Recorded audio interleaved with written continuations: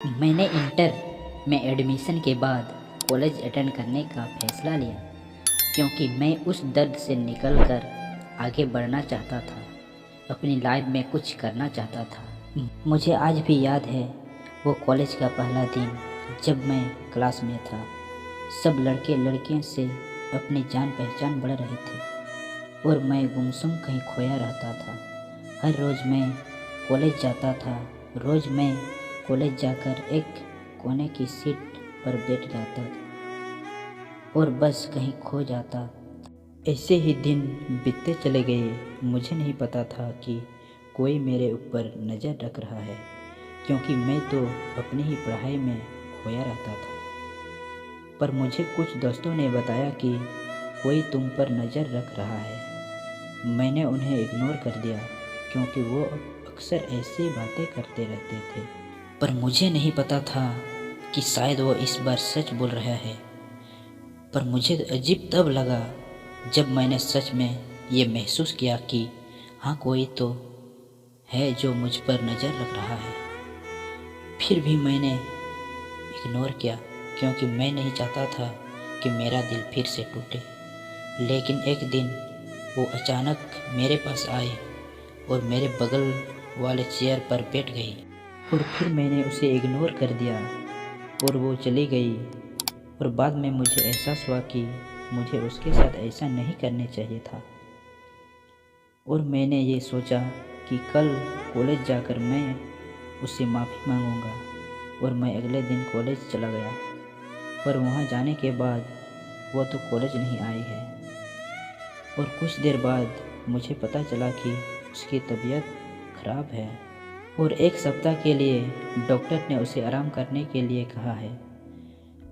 और जैसे ही ये बात मुझे पता चली, मुझे लगने लगा कि एक सप्ताह और मैं रोज़ ये सोचता कि कब वो कॉलेज आएगी।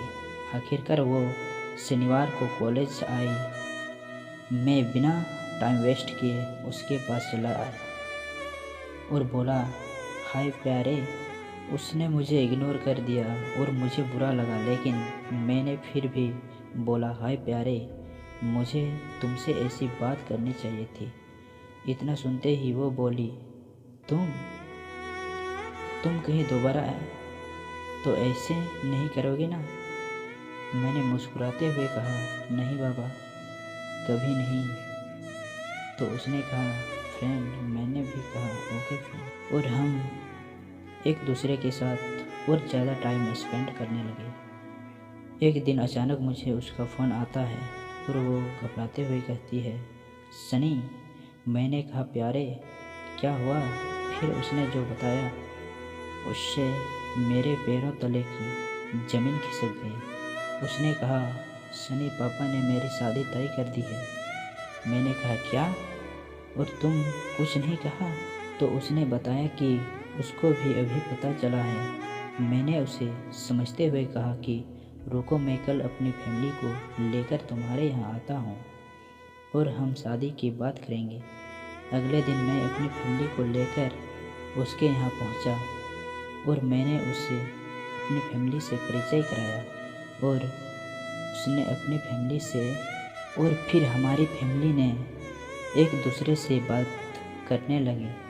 और आखिर में उसकी फैमिली ने सिर्फ इसलिए मना कर दिया क्योंकि हमारी कास्ट सेम नहीं थी। मैंने, मेरी फैमिली ने और खुद प्यारे ने भी अपने पापा को समझाया, लेकिन वो नहीं माने और उसकी शादी को और जल्दी करने की धमकी दी। उसकी मोबाइल तक छीन ली। जब मुझे ये बात पता चली तो मैं घबरा गया और उसकी मम्मी को मना कर दिया कि वो मेरी आखिरी बार प्यारी से बात करा दे।